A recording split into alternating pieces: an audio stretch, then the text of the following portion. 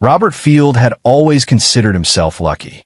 At 38, he had what most men dreamed of: a beautiful wife, a bright 7-year-old daughter, and a modest but comfortable home in suburban Pennsylvania. His job as a hydraulic engineer kept him traveling 2 weeks out of every month. But the pay was good, and Jessica, his wife of 9 years, had never complained about his absences. That should have been his first warning. Robert met Jessica Lee at a community theater production 8 years ago. She was playing Ophelia, and he'd been dragged there by a colleague. Jessica was magnetic on stage, with honey blonde hair and a voice that could break hearts. After the show, he'd worked up the courage to approach her, and she'd smiled at him with such warmth that he'd felt chosen. They married within a year. Her mother, Donna Lee, a stern woman with iron-gray hair and eyes like chips of flint, had moved in with them shortly after their daughter Carolina was born, claiming she wanted to help with the baby. Robert had never particularly liked Donna, but Jessica insisted her mother was essential. "She knows so much about child-rearing," Jessica would say, touching his arm in that way that made him feel guilty for objecting. "And with you gone so often, I need the help." So he'd acquiesced, as he often did with Jessica. It was easier than fighting. The house they'd bought was old, built in 1923, with thick plaster walls and the kind of solid construction you didn't find anymore. Robert loved its character: the crown molding, the original hardwood floors, the spacious rooms.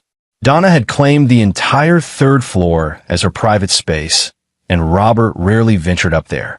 She kept the door locked, and Jessica explained that her mother needed her privacy for her meditation practices. Carolina was the light of Robert's life. She had his dark hair and Jessica's blue eyes, and a laugh that could chase away the darkest moods. She was bright, curious, always asking questions about how things worked. Robert would spend hours with her when he was home, teaching her about levers and pulleys, building little machines from scrap wood and string. She called them her daddy projects. But over the past 6 months, Robert had noticed changes. Carolina had become quieter, more withdrawn. She flinched when Donna entered a room. Dark circles shadowed her eyes, and she'd lost weight. When Robert asked Jessica about it, his wife waved away his concerns. "She's just going through a phase," Jessica said, not looking up from her phone. "Mother says it's normal for girls her age." "She's 7, Jess." "What kind of phase?" "You're not here enough to understand the day-to-day, Robert. Trust me. Trust Mother. We know what we're doing." The dismissal stung, but Robert let it go. He always let things go. 3 days ago, Robert had left for what was supposed to be a 2-week job in Ohio, installing hydraulic systems for a new manufacturing plant. But the project had been delayed, supply chain issues. His supervisor sent everyone home until the parts arrived. Robert didn't bother calling Jessica to tell her he was coming back early. He wanted to surprise Carolina, maybe take her to that science museum she'd been begging to visit. He pulled into the driveway at 2 in the afternoon on a Tuesday. Jessica's car was there, and so was Donna's ancient Buick. The house was quiet as he approached, his work bag slung over his shoulder. He reached for his keys and realized with frustration that his wallet was missing. He must have left it at the job site. He'd need it for his ID and credit cards. Cursing under his breath, he turned back toward his truck. That's when he heard it.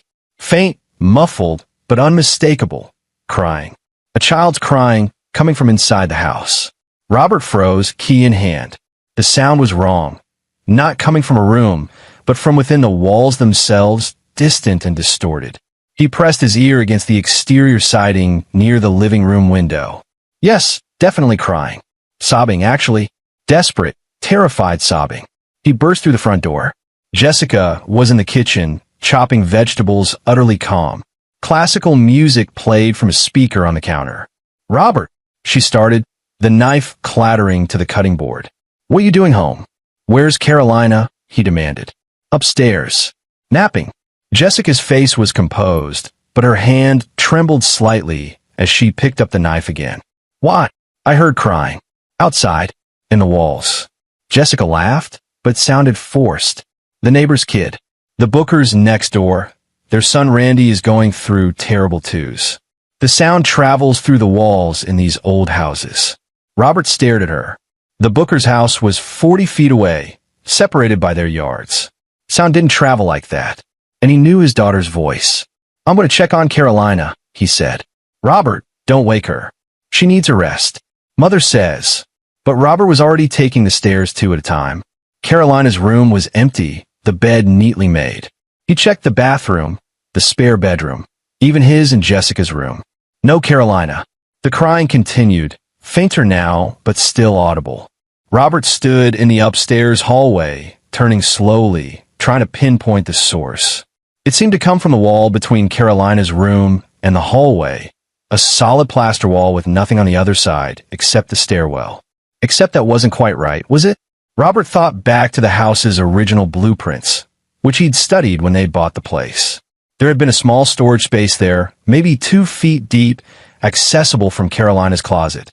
But when they moved in, that access had been drywalled over. He'd assumed it had been done by previous owners. His heart began to pound. He strode into Carolina's room, threw open her closet door, and began pulling out clothes, shoes, toys. At the back of the closet, behind a hanging organizer, he found it, a section of drywall, recently installed, barely visible in the dim light. The seams were smooth, professionally done, but it was newer than the surrounding walls. "Robert!" Jessica's voice came from the doorway, sharp with panic. "What are you doing?" He didn't answer. He ran back downstairs, grabbed his toolbox from the truck, and returned with a crowbar and his emergency axe. Jessica was in Carolina's room now, her face white. "Stop this," she said. "You're being insane. Mother will be so upset about the damage." Robert swung the axe into the drywall. It crumbled under the blow, revealing darkness beyond. He swung again, tearing away chunks of plaster and lathe. Jessica was screaming at him to stop, but her voice seemed distant, unimportant. The hole was big enough now. Robert shone his phone's flashlight into the darkness.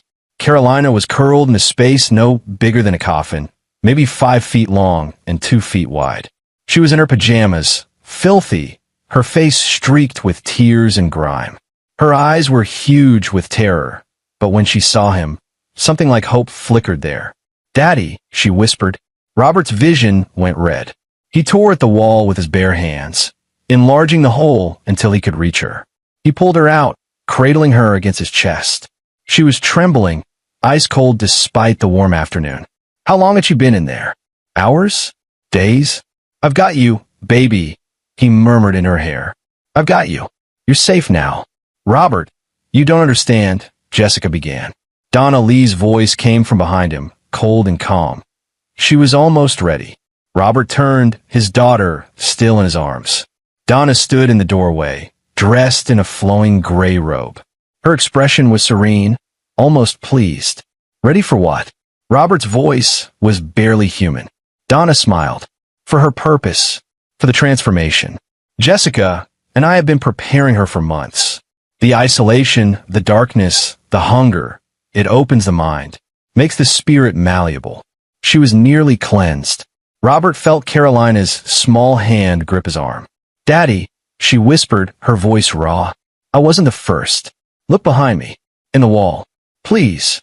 With Carolina still in his arms, Robert shone his light into the cramped space where his daughter had been imprisoned. At first, he saw only cobwebs and dust.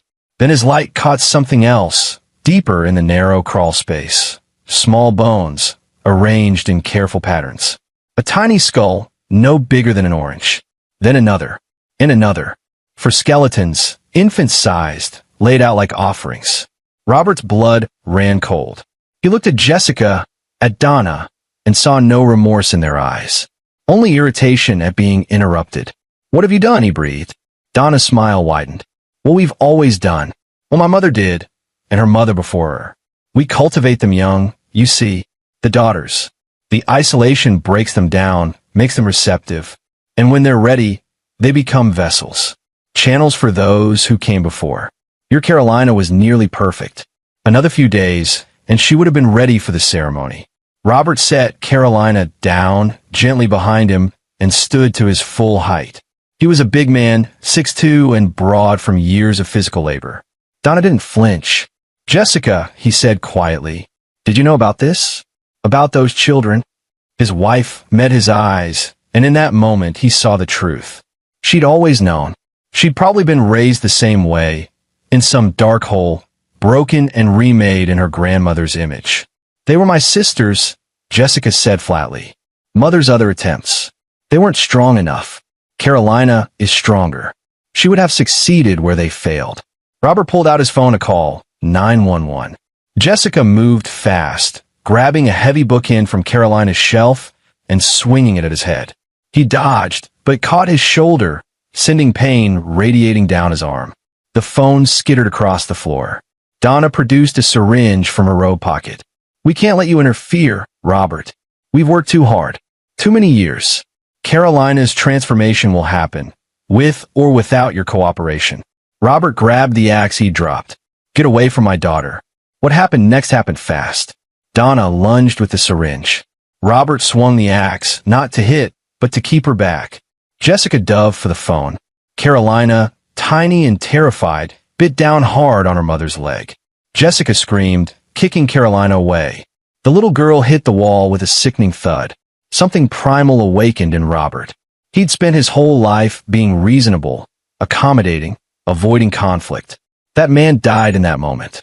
He brought the axe down on the antique dresser, blocking the doorway with splintered wood. Donna tried to climb over it, and Robert shoved her back hard.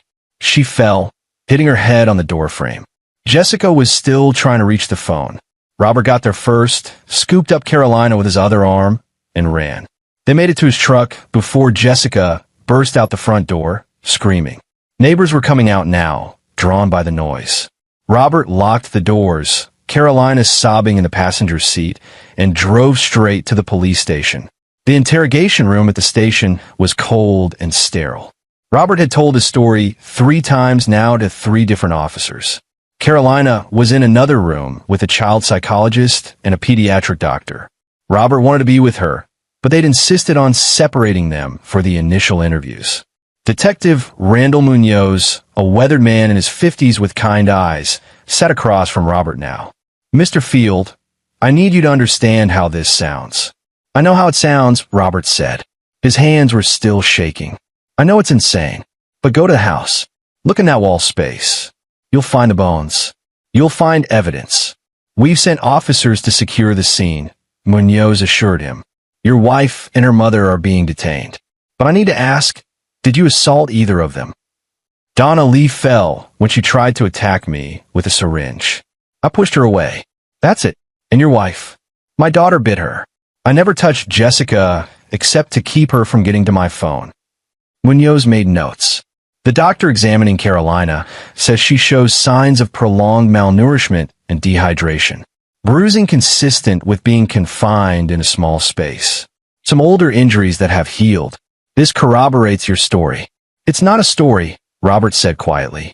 It's what happened. 3 hours later, Munoz returned with a female officer, Detective Cheryl Booker. They both looked grim. Mr. Field, Cheryl said gently, we found the remains. For infants, as you described. Forensics is on site now. We've also found documents in Donna Lee's quarters. Journals going back decades. Letters from other women. Mr. Field, I think we're looking at something much bigger than we initially understood. Robert's stomach clenched. How much bigger? We're not sure yet.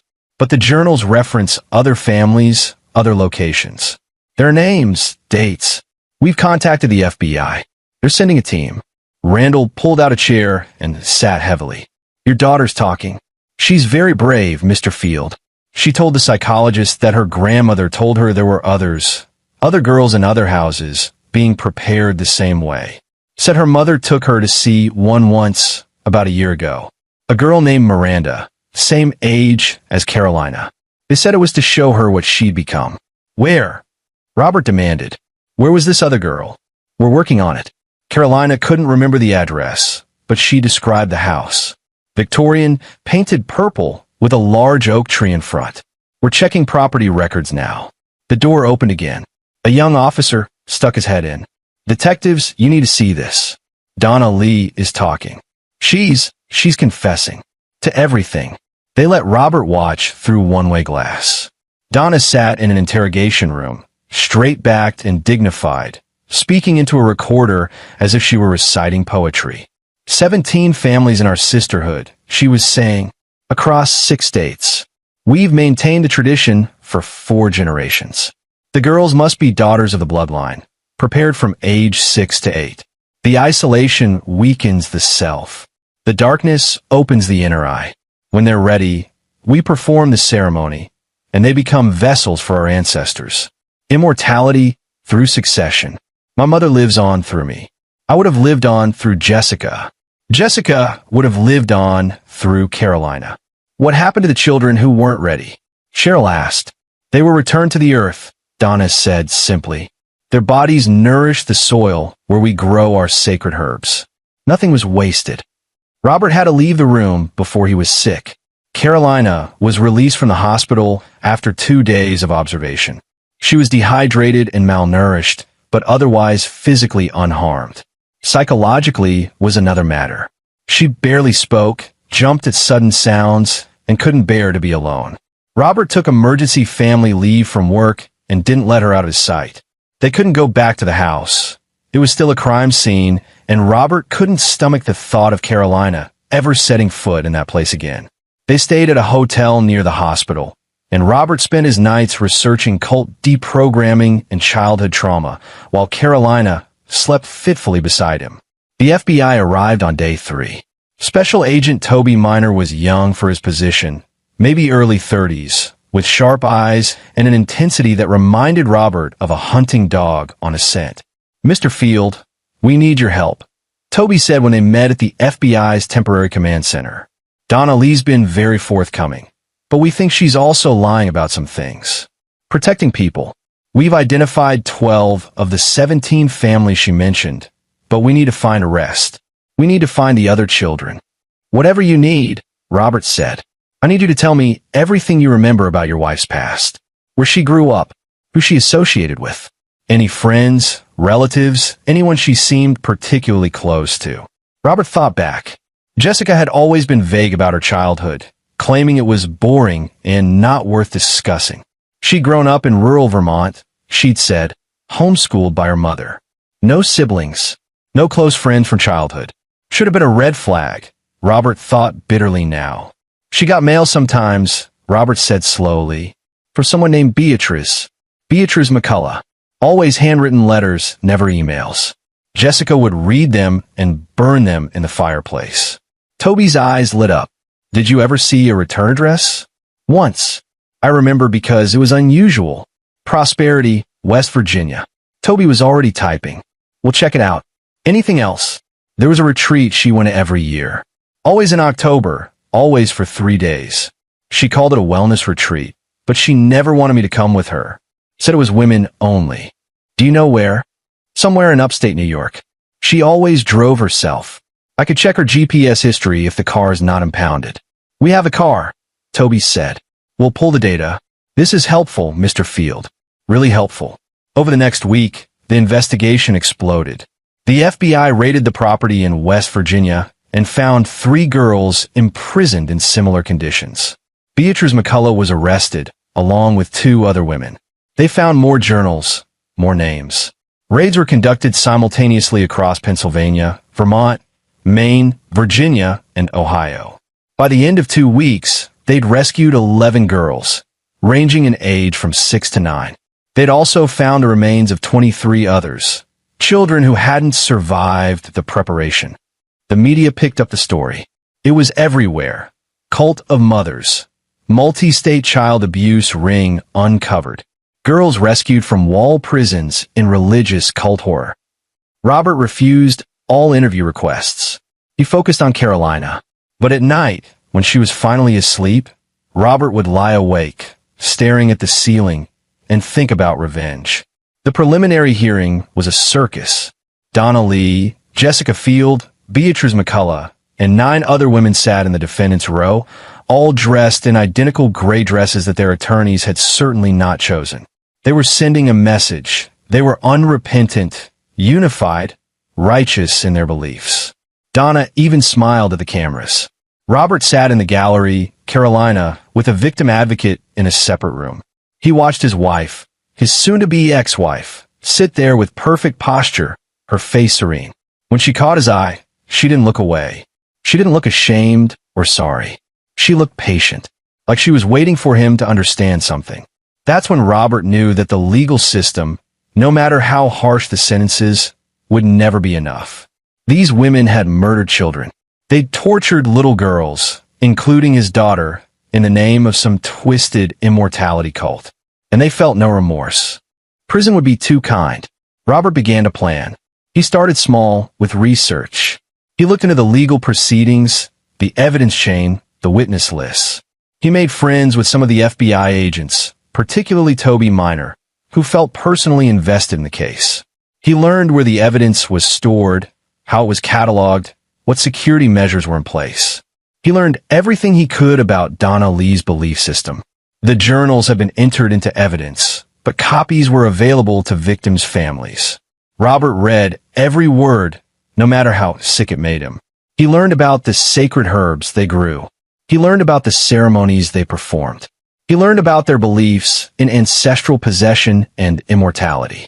And he learned about their greatest fear, that without the ceremony, their consciousness would be trapped in the void between life and death, unable to move forward or return, lost in darkness forever. Robert was not a cruel man by nature, but for the women who'd hurt his daughter, who'd murdered innocents, he could make an exception. The trial was set for 8 months away. The prosecution was building an airtight case. Donna and Jessica's attorneys were going with an insanity defense, claiming their clients had been brainwashed by generations of cult indoctrination and truly believed they were performing sacred duties. It might even work, Robert thought. It might get them reduced sentences, psychiatric facilities, instead of maximum security prisons. That couldn't happen. 3 months after Carolina's rescue, Robert drove to Vermont. He told Carolina he needed to handle some business with the house sale. They were selling the Pennsylvania property, and he'd found a small ranch-style home in Colorado, far from all of this, where Carolina could start fresh. But instead of Pennsylvania, he went to the property where Jessica had grown up. It was still owned by Donna, though the state had seized it as part of the criminal case. Robert had obtained the location from the evidence files. Toby had been surprisingly forthcoming, perhaps sensing that Robert needed closure. The house was set far back from the road, surrounded by dense woods. It had been built in the 1800s, a farmhouse style with a wraparound porch and boarded-up windows. Yellow police tape fluttered in the breeze. Robert had tools in his truck. It wasn't hard to get inside. The house reeked of mildew and decay. He found the room where Jessica had been kept, another wall cavity, this one larger, with a small drainage hole cut into the floor for waste. Claw marks scored the inside of the walls. His wife had spent her childhood here, being broken down and remade. For a moment, Robert almost felt pity. Then he remembered Carolina's hollow eyes, her weight loss, her terror. He remembered the tiny bones in the wall. His pity evaporated.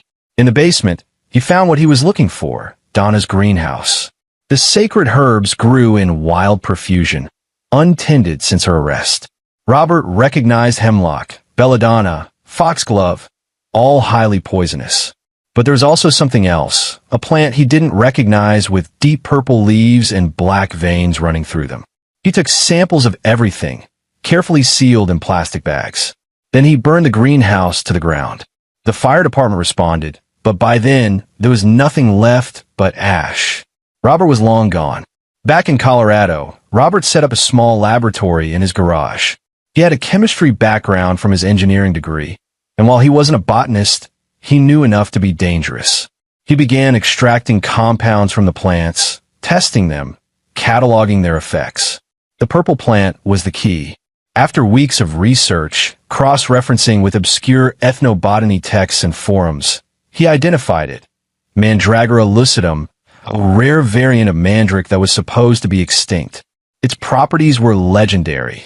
In large doses, it was a deadly poison. But in small, carefully measured doses, it produced vivid hallucinations and a sensation of being disconnected from one's body. Exactly what the cult had used to induce their spiritual experiences during ceremonies. Robert smiled for the first time in months. He spent the next 2 months perfecting his extraction process.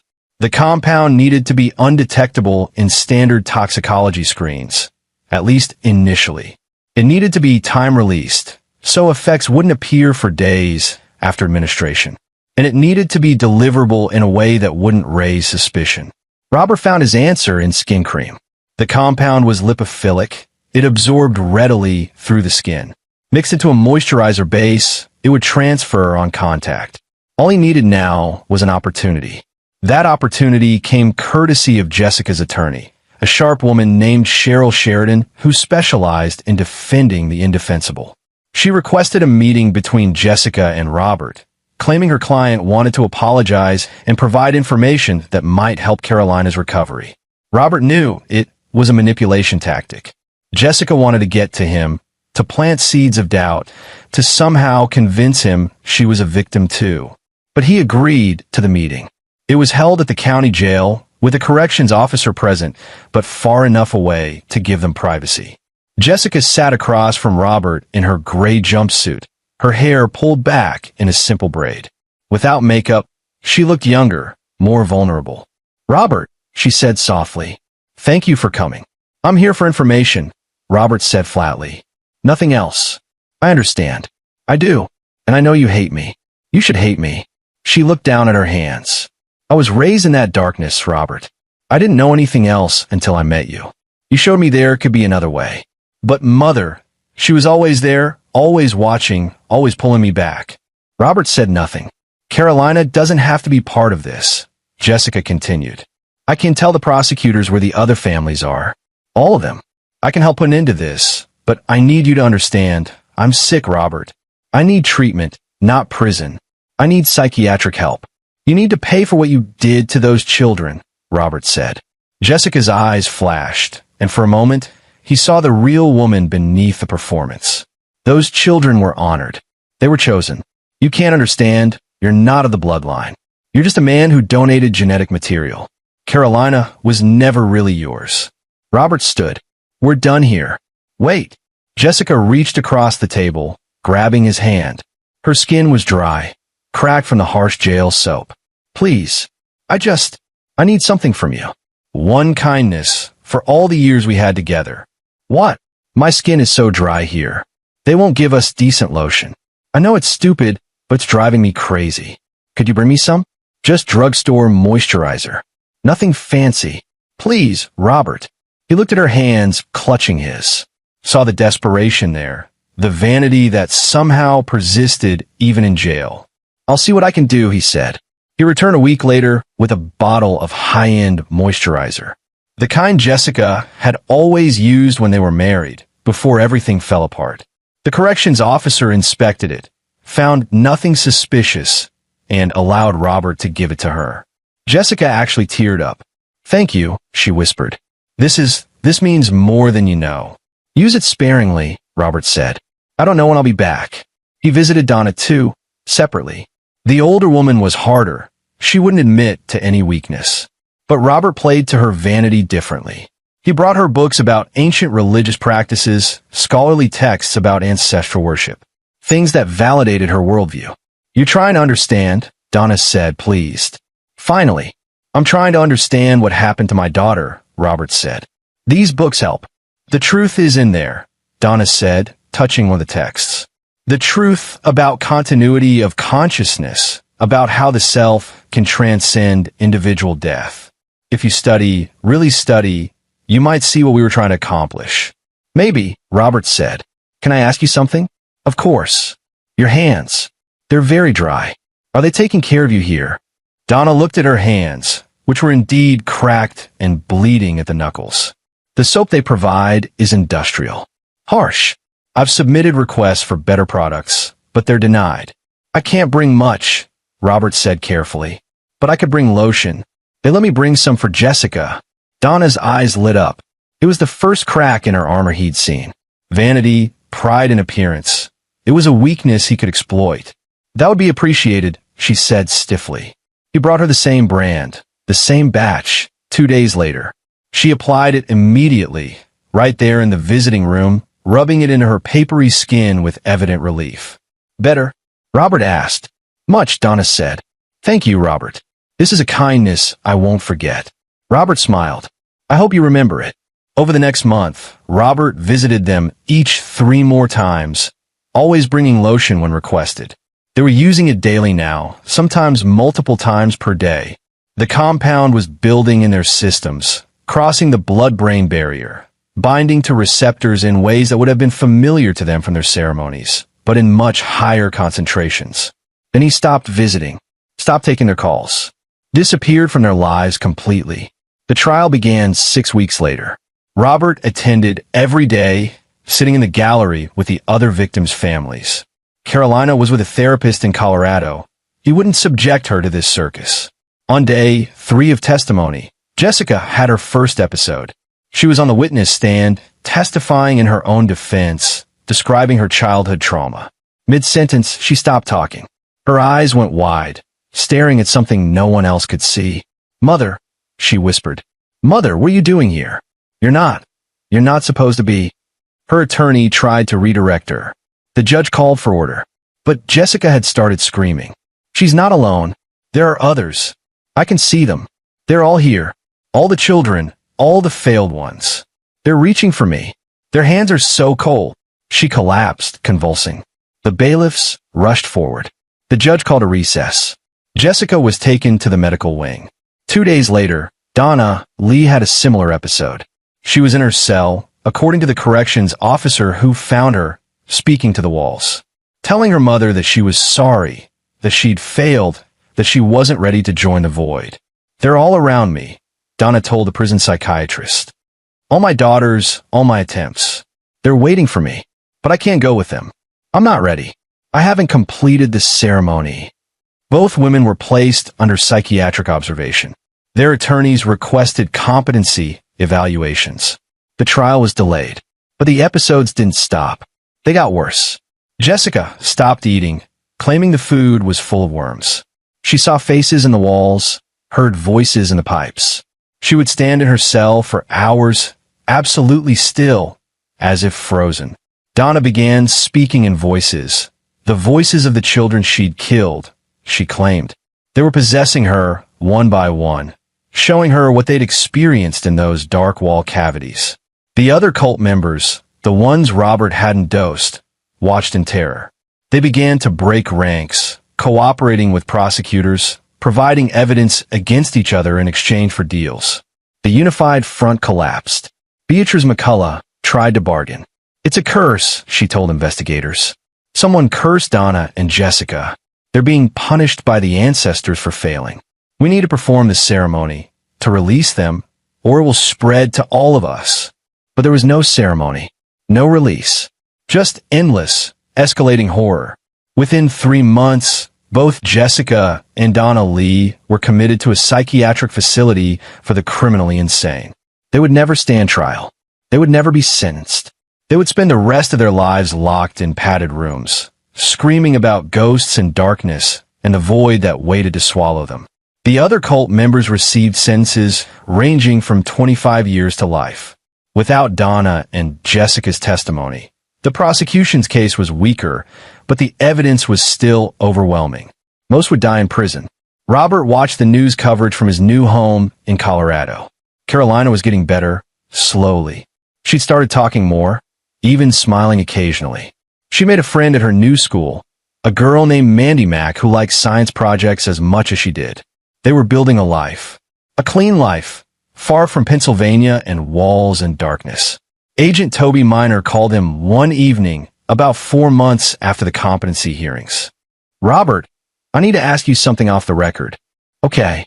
"Those botanical samples from the Vermont property, the ones that burned. We found traces of Mandragora lucidum in Donna's greenhouse. Very rare plant. Very toxic. Also very hallucinogenic in the right doses." Robert said nothing. "Funny thing," Toby continued. "We tested Jessica and Donna's blood. Found extremely high levels of a compound consistent with that plant. Levels that would have built up over weeks, maybe months. Levels that would absolutely cause the kind of psychological breakdown they're experiencing." "That is funny," Robert said calmly. "The thing is, there's no way they could have gotten access to that plant in jail. And the compound was administered dermally, through the skin. Probably through repeated exposure to a contaminated product." Silence. "Robert, if someone were to have done this, hypothetically, they would have condemned those women to a truly horrific existence. Permanent, unrelenting hallucinations. A living hell that will last until they die naturally, which could be decades. No relief. No cure. Just endless psychological torment. Hypothetically, Robert said, that someone might consider that justice. For the children who died in the dark. For the daughters who were broken and remade. For every hour of terror they inflicted. Hypothetically, Toby agreed. The thing is, I can't prove any of this. The lotion bottles were thrown away months ago. The compound degrades in sunlight. There's no evidence trail. That's unfortunate. Is it? Toby paused. Those women will never see the outside of a psychiatric facility. They'll never hurt another child. And every day, for the rest of their lives, they'll experience a fraction of the fear they inflicted on their victims. Seems like a kind of poetic justice. I wouldn't know anything about that, Robert said. No, Toby said. I don't suppose you would. Take care of that little girl, Robert. She's been through enough. I will. Toby hung up without saying goodbye. Robert stood on his back porch, watching Carolina and Mandy play in the yard. They were building something out of sticks and string, one of Carolina's daddy projects, though she was doing it on her own now. She was healing. Slowly, painfully but healing. Inside the house, hidden in a locked safe, Robert kept a small vial of the remaining compound. Insurance, he told himself. In case any of the other cult members ever got released early. In case they ever came looking for Carolina. But he didn't think they would. The message had been sent and received. Robert Field was not a man to cross. He'd protected his daughter with law and order first, giving the authorities every chance to deliver justice. But when that hadn't been enough, when the women who'd tortured his child showed no remorse, when they tried to manipulate and escape true punishment, he delivered his own judgment. And his judgment was absolute. Carolina called to him from the yard. Daddy, come see what we made. Robert locked the safe, pocketed the key, and went to his daughter. The past was behind them now. The monsters were caged, living out their nightmares in padded cells. His daughter was safe. That was all that mattered. And if sometimes late at night, he thought about Jessica and Donna screaming in their cells, seeing things that weren't there but felt terrifyingly real, trapped in an endless waking nightmare of their own making, well, he supposed he could live with that. Justice, after all, came in many forms. And there you have it. Another story comes to an end. What did you think? I'd love to hear your thoughts in the comments below. If you enjoy this story, consider joining our community by subscribing. It means the world to us. For more stories like this one, check out the recommended videos on screen. And I'll see you there.